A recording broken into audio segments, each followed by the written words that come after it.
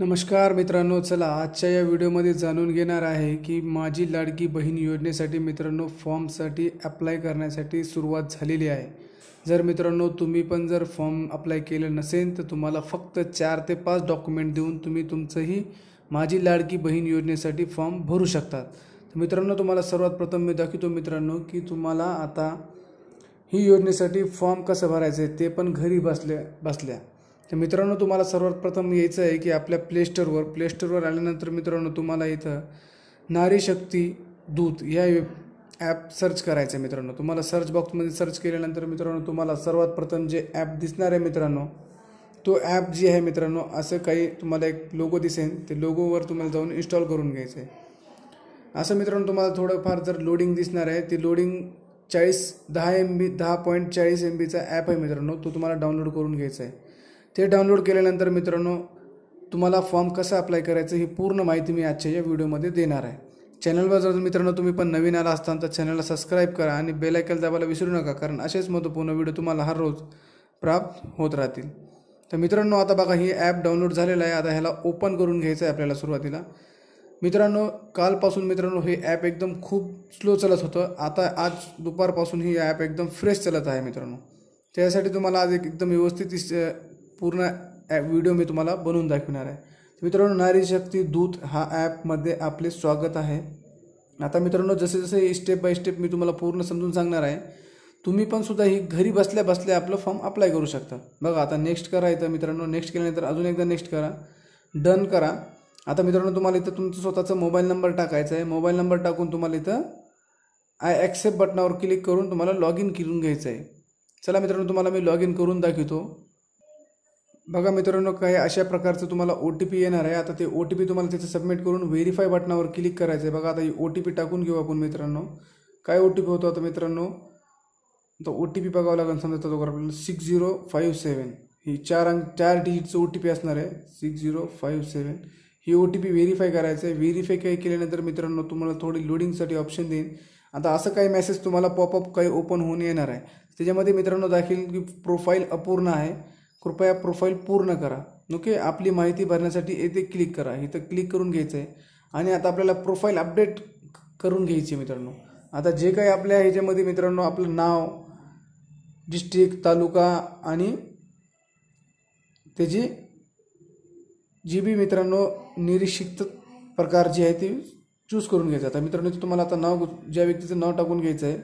चला मित्रांनो तुम्हाला पूर्ण भरून दाखवतो। आता बघा मित्रांनो आम्ही पूर्ण माहिती भरून घेतलेली आहे आणि सबमिट केलेलं आहे आणि काही अशा प्रकारचे तुम्हाला इंटरफेस दिसून येणार आहे। आता प्रोफाईल आपली क्रिएट झालेली आहे।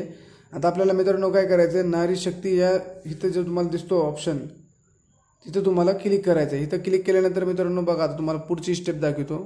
बघा असं होम पेजवर आल्यानंतर मित्रांनो तुम्हाला आता माझी लाडकी मुख्यमंत्री माझी लाडकी बहीण योजना ह्याच्यावर क्लिक करायचं आहे। ह्याच्यावर जेव्हा आपण क्लिक करणार आहे तर तुम्हाला नेक्स्ट स्टेप दाखवतो। बघा काही अशा प्रकारचं आपल्याला अलाव काही परमिशन द्यावं लागेल मित्रांनो लोकेशनसाठी।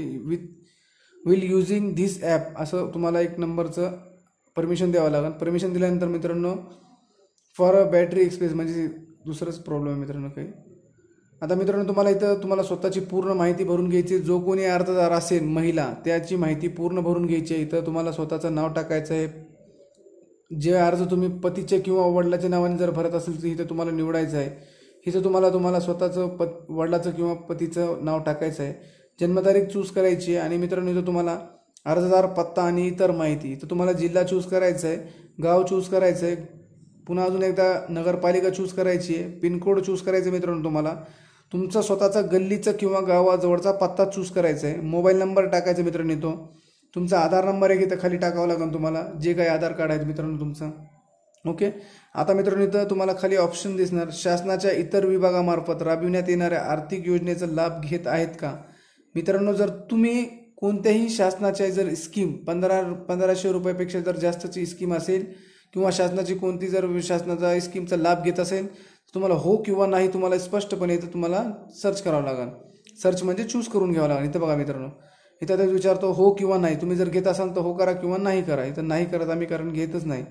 ओके, आता मित्रांनो इथं खाली स्क्रोल केल्यानंतर विवाहित स्थिती म्हणजे विवाहित आहे किंवा नाही हे तुम्हाला विवाहित असेल तर विवाहित करा, विधवा असेल तर विधवा करा, परित्यक्त्व असेल तर परित्यक्त करा, निराधार असेल तर निराधार करा, घटस्फोटित असेल तर घटस्फोटित करा. ओके, आता आम्ही इथं विवाहित आहे म्हणून विवाहित करणार. आता मित्रांनो, अर्जदार खाते असलेले बँकेचा तपशील म्हणजे तुमच्या आधारमध्ये जी बँक लिंक आहे तोच तुम्हाला खातं इथं अपलोड करायचं आहे मित्रांनो. हे काळजीपूर्वक लक्ष ऐकून द्या, कारण तुम्ही जर तुमच्यापाशी 2-3 जर बँक असतात, तुम्ही तिसऱ्याच बँकेचा खाते नंबर देणार, मग इथं तुम्हाला डीबीटी थ्रू पैसे कसे येणार मग मित्रांनो. तुमच्या आधारमध्ये जी बँक लिंक आहे तोच तुम्हाला इथं डिटेल्समध्ये भरायचं आहे. बघा, बँकेचे पूर्ण नाव टाकायचे. जर SBI बँक असेल तर स्टेट बँक ऑफ इंडिया असं टाकून द्या. तुम्ही SBI टाकून देऊ नका, कारण इथे स्पष्टतेने म्हणलेलं आहे बँकेचे पूर्ण नाव टाका. बँक खाते धारकाचे नाव जसं बँकेत पासबुकमध्ये नाव आहे तसं ॲज इट इज टाकून द्या.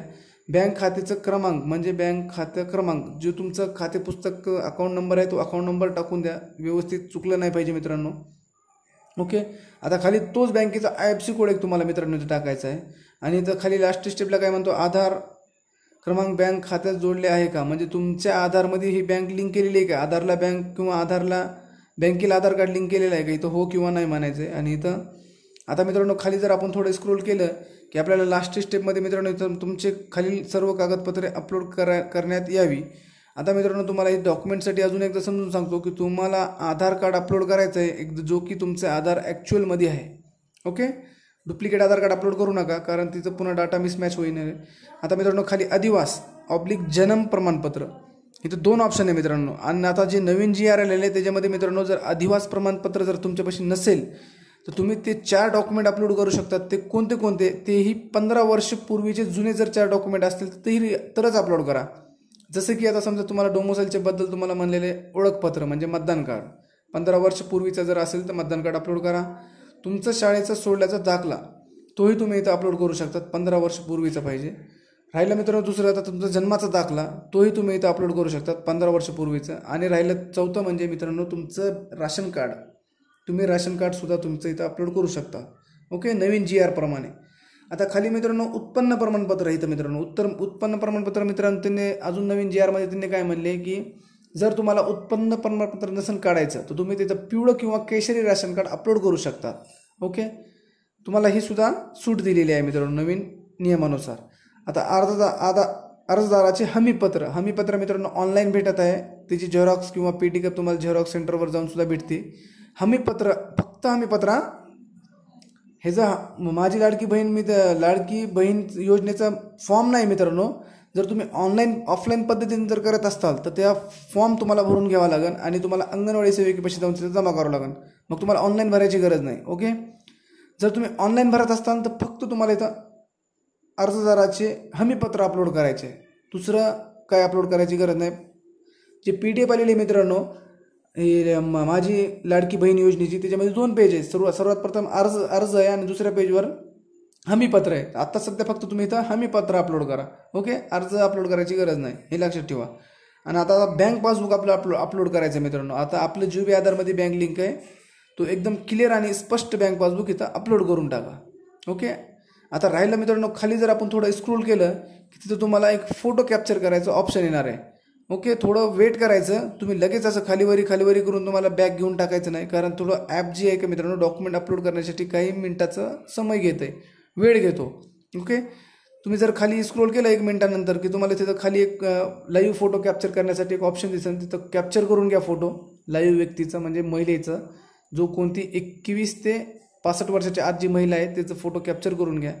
त्याच्या खाली टर्म्स अँड कंडिशन आहे आणि सबमिट बटनावर क्लिक करून टाका. सबमिट बटनावर जसं तुम्ही क्लिक करणार मित्रांनो 4 डिजिटचं तुम्हाला सर्वात प्रथम कसं OTP आलं तर सेम प्रकारचं OTP तुम्हाला येणार आहे. आणि तोच OTP पुन्हा तुम्ही तिथं सबमिट केल्यानंतर मित्रांनो ॲटोमॅटिकली तुमचं फॉर्म सबमिट होऊन जाईल. आणि तुमचं इथं मित्रांनो जेव्हा तुम्ही बॅक बटनावर येताल तर तुमचे यापूर्वी केलेले अर्ज तुम्हाला इथं दिसून येतील. ओके, आता मी तुम्हाला फक्त ही माहिती तुम्हाला समजावी म्हणून तुम्हाला हे फॉर्म कसं भरायचं हे समजून सांगितलं आहे मित्रांनो. आता इथं तुमचं मित्रांनो यापूर्वी केलेले अर्ज तुमचे इथं जमा होऊन जातील. ओके, आता मित्रांनो दुसऱ्याचा समजा आता एका घरातले 2 व्यक्ती आहे तर त्याचा दुसऱ्या व्यक्तीचं कसं भरायचं इथं येतं तुम्हाला मित्रांनो प्रोफाईलवर. ओके, आता ही प्रोफाईल मित्रांनो इथं तुम्हाला ही दिसायला लागली पूर्ण डिटेल्स. आता ही काय करायचं मित्रांनो तुम्हाला इथं लॉग आउट करून टाकायची आहे. ओके, ही लॉग आउट केल्यानंतर बघा इथं लॉग आउट केल्यानंतर ही तुमचं लॉग आउट होऊन जाईल पहिल्या व्यक्तीचं. आता दुसऱ्या व्यक्तीचं नवीन मोबाईल नंबर टाकायचा आहे आणि लॉग इन बटनावर क्लिक करून तुमचं लॉग इन करून घ्यायचं आहे. इतकी सोपी प्रोसिजर आहे मित्रांनो. तुम्ही घरी बसल्यासुद्धा आपल्या गावातसुद्धा आपल्या गावातली व्यक्ती, महिला, विद्यार्थी यांचे जी कोणी 21 ते 65 वर्षाच्या आत जी व्यक्तीमध्ये वयोगटामध्ये बसते मित्रांनो, तो सर्व व्यक्तीचे तुम्ही स्वतःसुद्धा फॉर्म भरू शकतात. ओके. ही बस आजच्यासाठी मित्रांनो इतकीच माहिती आहे. काही अडचण असेल तर मला कमेंट करा. कमेंटमध्ये मी तुमचं प्रश्नाचा रिप्लाय देण्याचा प्रयत्न करेन. जय हिंद, जय महाराष्ट्र. धन्यवाद.